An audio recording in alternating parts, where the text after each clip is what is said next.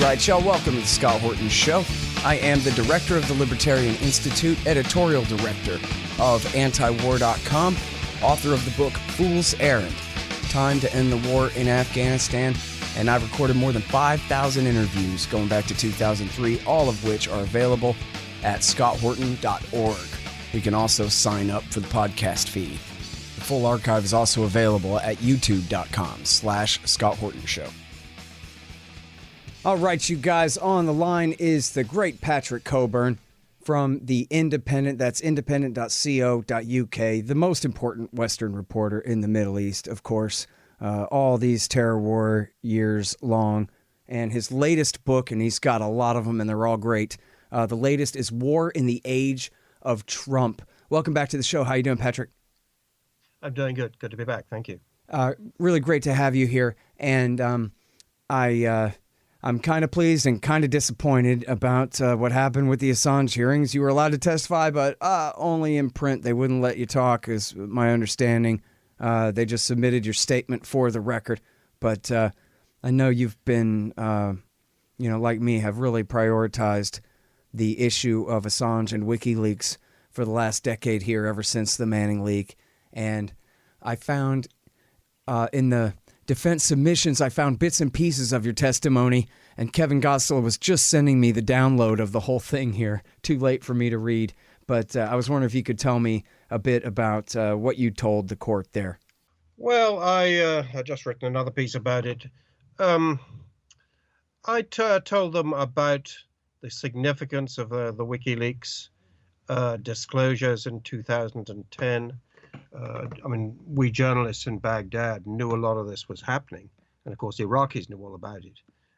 Incidents like the famous incident, like when the Apache helicopter opens fire on a dozen civilians, including 2 Reuters journalists, and kills them.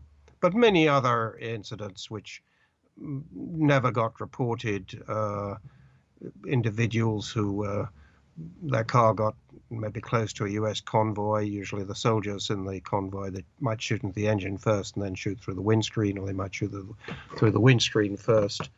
I remember once, I should explain that it was very dangerous to be seen by US soldiers with a phone, because the soldiers had been told that guys with phones might be about to detonate an IED against them. But of course, Iraq is full of people using their phone beside the road.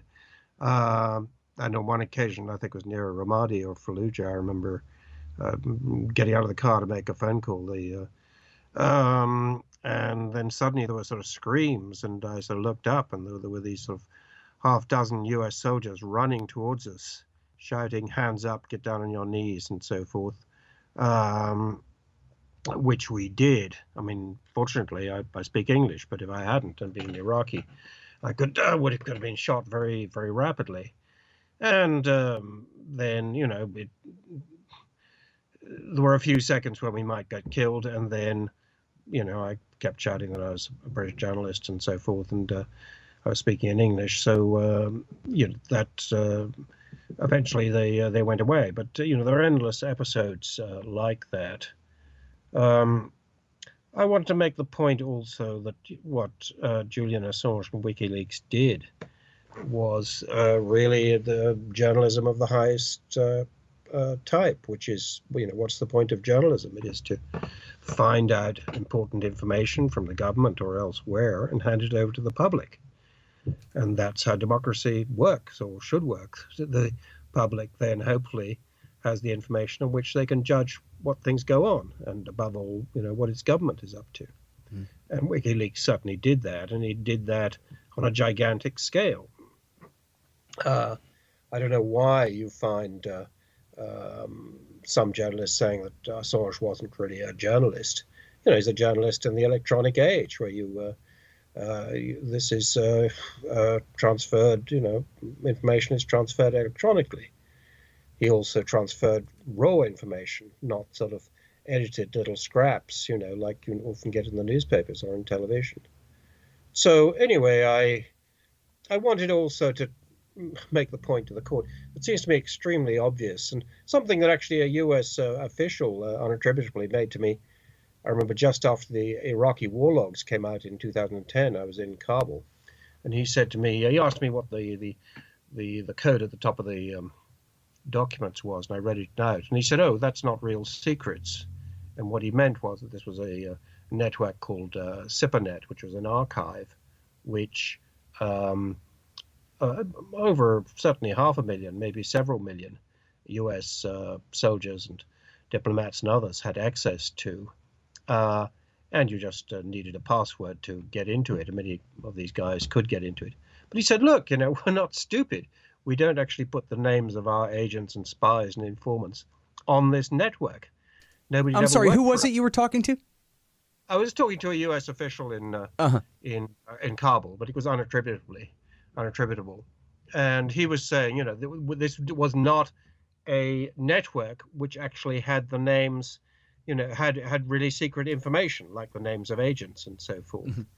Mm-hmm. The main accusation of the British lawyers representing the U.S. government at this court in the Old Bailey in London has been that Assange and WikiLeaks endangered the lives of people who are working covertly for the U.S. government.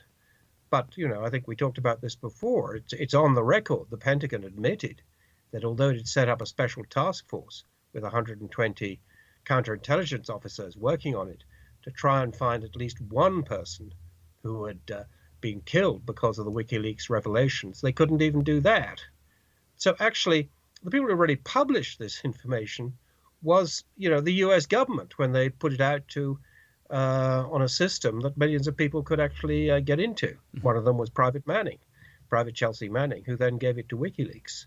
But one of the weird things about the hearings was that this main accusation is not backed by any evidence at all. They can't find anybody who was actually killed as a result of this, of the disclosures.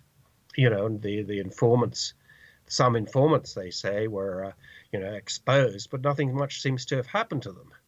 And mostly they seem to have been sort of politicians and a few others who were talking to the U.S. embassy or somebody. And all that they really were vulnerable to was embarrassment.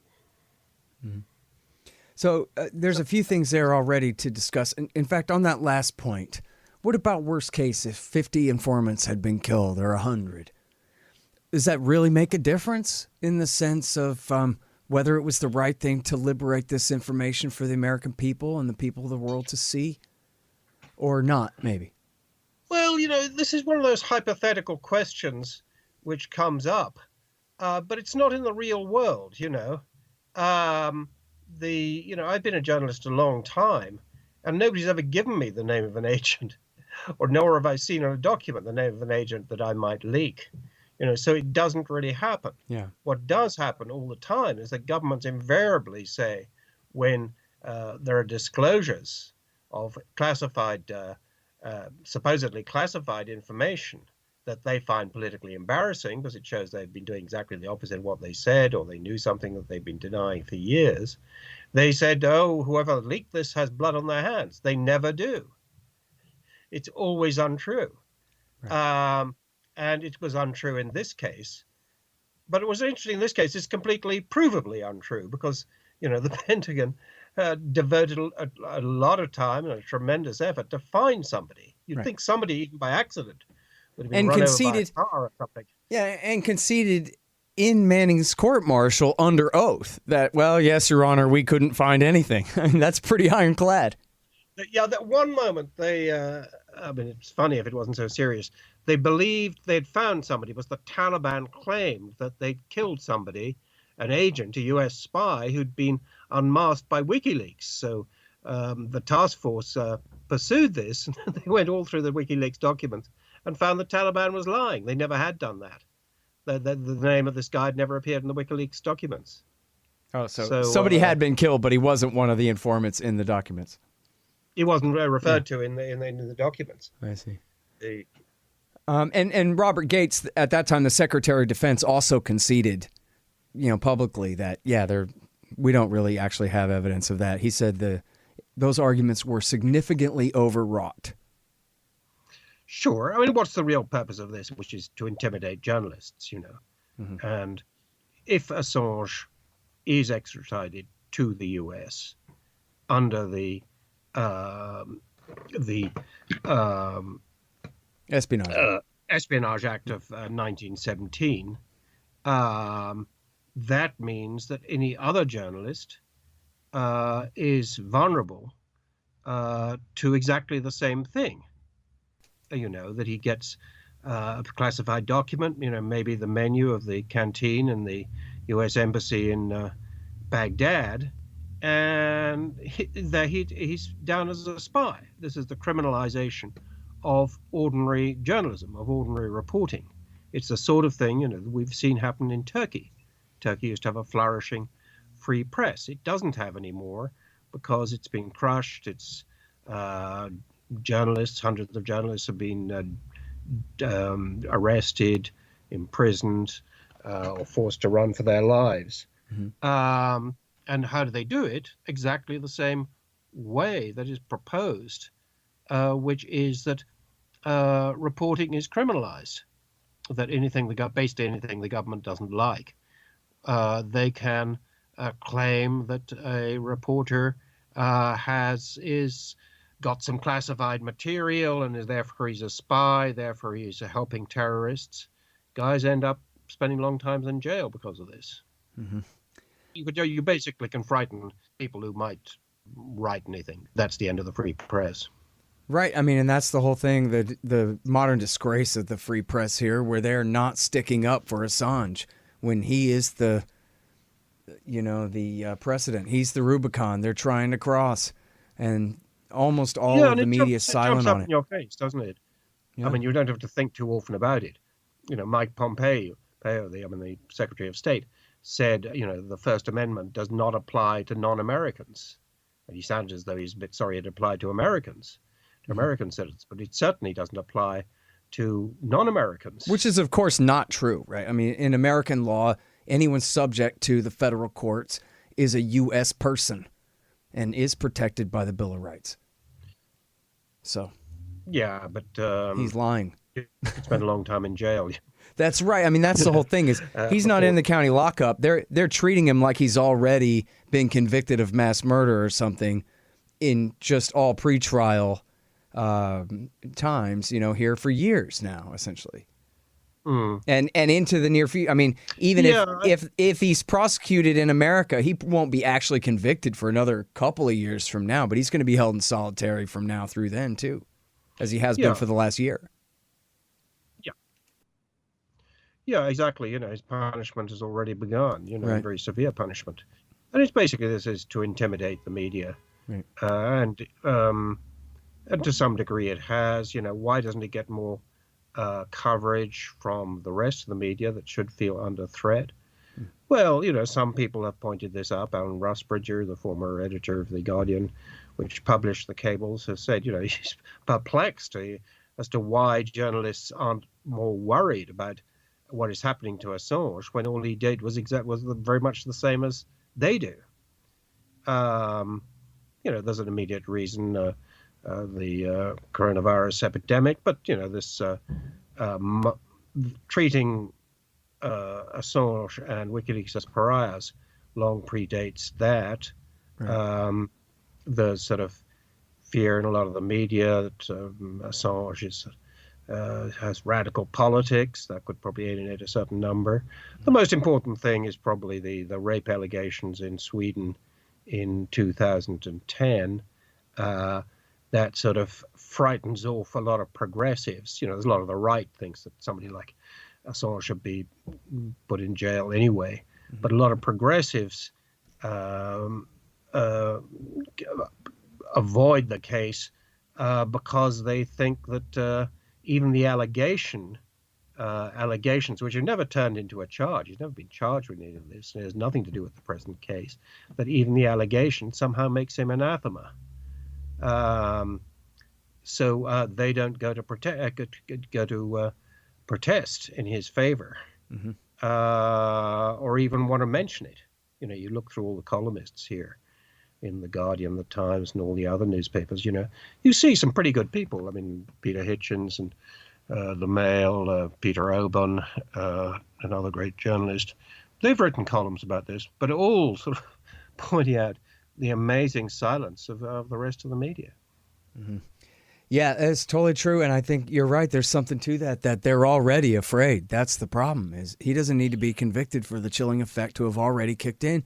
And most reporters are a bunch of, government stenographers anyway, so they don't need much incentive to decide to not stick their neck out the one time they might have on the margin, this kind of thing. So, hey, y'all, let me tell you about the Libertarian Institute's latest book, What Social Animals Owe to Each Other, by our executive editor, the great Sheldon Richman.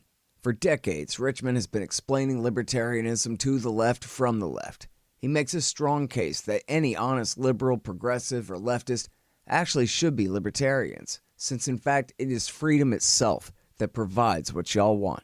Richman argues the case for liberty and peace, the human spirit and social cooperation, for true liberalism, libertarianism, against the corrupt forces of statism, corporatism, and violence. What Social Animals Owe to Each Other by Sheldon Richman. Now available at libertarianinstitute.org/books. Hey guys, Scott Horton here for Mike Swanson's great book, The War State. It's about the rise of the military-industrial complex and the power elite after World War II, during the administrations of Harry Truman, Dwight Eisenhower, and Jack Kennedy. It's a very enlightening take on this definitive era on America's road to world empire. The War State by Mike Swanson. Find it in the right-hand margin at scotthorton.org. Hey y'all, Scott here. If you want a real education in history and economics, you should check out Tom Woods' Liberty Classroom. Tom and a really great group of professors and experts have put together an entire education of everything they didn't teach you in school but should have. Follow through from the link in the margin at scotthorton.org for Tom Woods' Liberty Classroom. I want to go back to, it's all tied around together, but, back where you started about how this is essentially the perfect leak in terms of journalism, because it's not the highest, above top secret nuclear codes and the identity of every CIA agent in Russia and who all get their throats slit and just submarine technology and what. It's nothing like that. It's all essentially day-to-day reports from the State Department and the military, particularly in Afghanistan and Iraq, on this secret, not top secret, but just secret and confidential level that, as you said, millions of people had access to because the government had already decided, I guess, after September 11th, that in this case, we would err on the side of sharing information within the government, even knowing that we're risking that some of this stuff is more likely to get out, because we've already deemed that we don't care that much if it does, because it's not the kind of stuff that really would get you indicted for treason. It's the kind of stuff that just goes to show that, look, here's Americans committing war crimes knowingly and cooperating with them as their subordinate, native armies that they've built commit them as well. And here's what they call embarrassing things, which, if it wasn't the government, it'd be criminal, the kinds of things that they do in the State Department cables. And even, of course, coming up next, we're talking with Andy Worthington about the Guantanamo Files revelations in there as well. And this stuff has been the source for tens of thousands of news stories, literally. If you put in State Department cables reveal or the WikiLeaks show or something like that into Google, you will get tens of thousands of results for such important facts that people needed to know. Yeah, let me take you up on that point, because one of the problems about this whole saga about Assange and WikiLeaks tends to make people forget just how important their revelations were. And Daniel Ellsberg gave evidence at the hearings saying, that what WikiLeaks had done was exactly what he did with the Pentagon Papers, that the two cases are parallel, are very similar, that the Pentagon Papers showed the U.S. was continuing in a very bloody war that it knew it couldn't win. The same was true of the wars in Afghanistan and Iraq.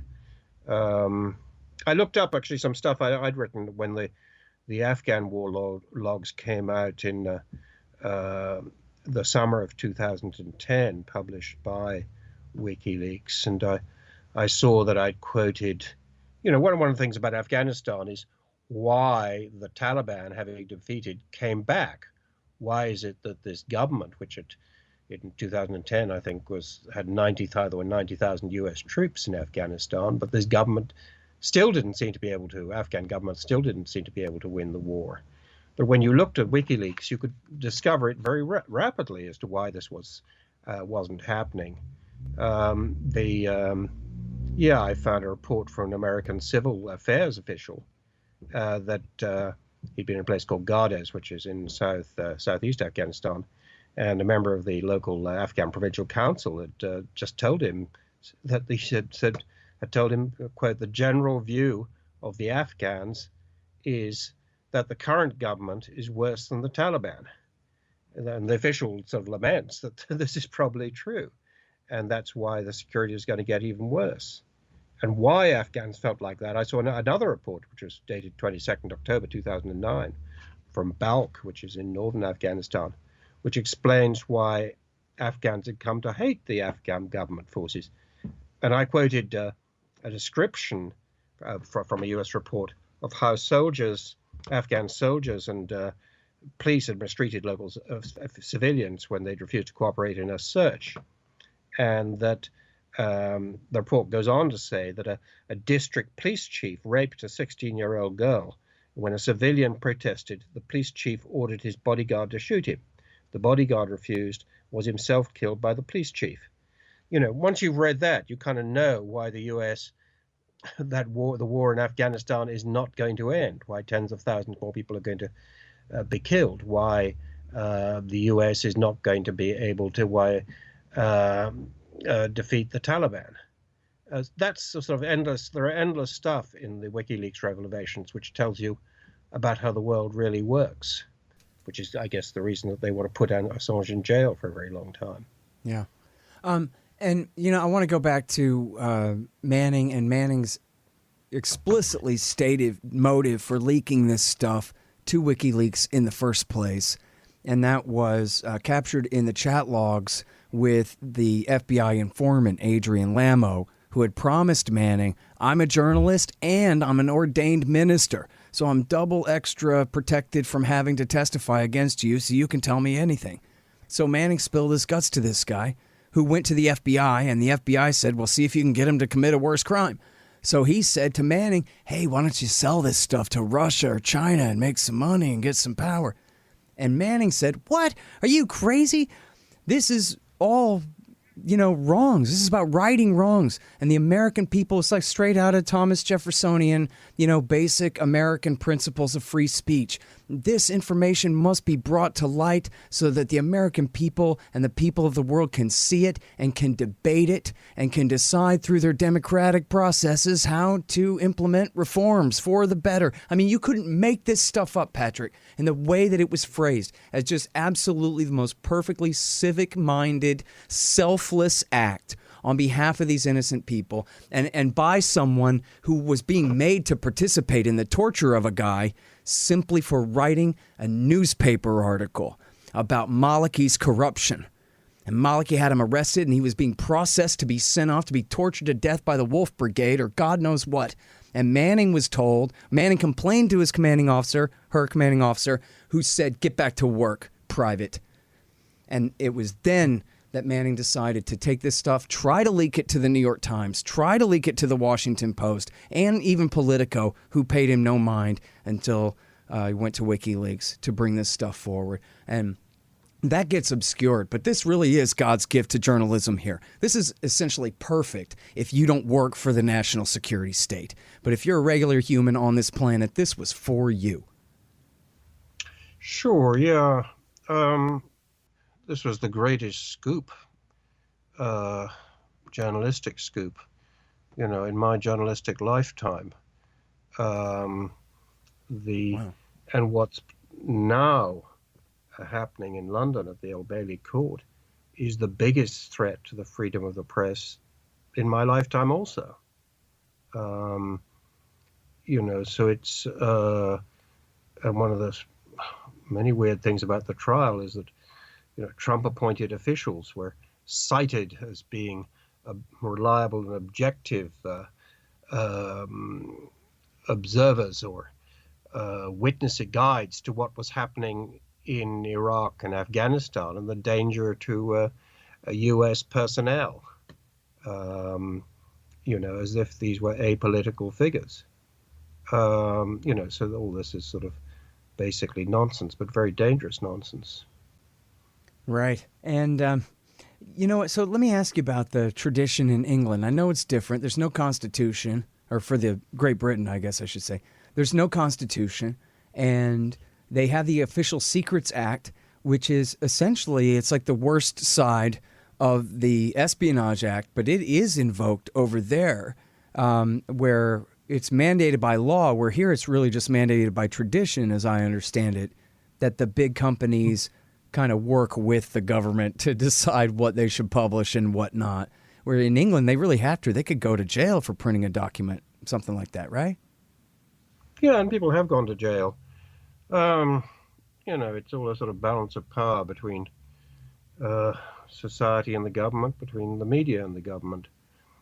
The present government, it's sort of in the tradition and the growing tradition of these sort of populist, nationalist regimes that have been popping up all over the world, the so-called illiberal democracies, though that's probably being too kind to them, from Hungary to India, Turkey. Turkey used to have a flourishing free press, very high-level reporting, and it's been crushed by basically criminalizing reporting, that anything appears that the government doesn't like, you can find yourself in jail accused of terrorism, insulting the head of state, and so forth.